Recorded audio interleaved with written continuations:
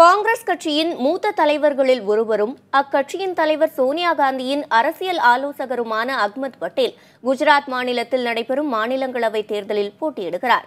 அம்மாநிலத்தில் 3 பேர் தேர்ந்தெடுக்கப்பட வாய்ப்புள்ள நிலையில் 4 பேர் களத்தில் உள்ளனர். அஹ்மத் பட்டேல் வெற்றி பெறுவாரா? இதுவே தற்போது தேசிய அரசியலில் முக்கியமாக விவாதிக்கப்படும் ஒன்று.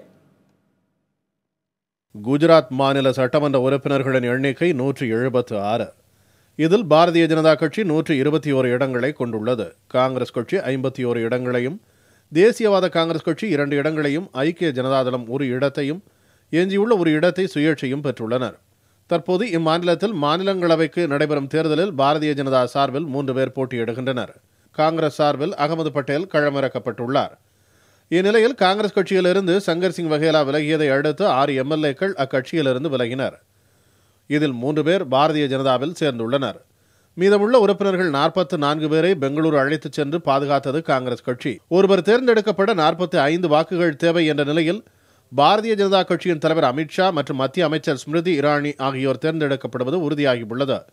அக்கட்சியின் சார்பில் போட்டியிடும் பல்வந்த் சிங் வெற்றி பெற மேலும் 11 வாக்குகள் தேவை.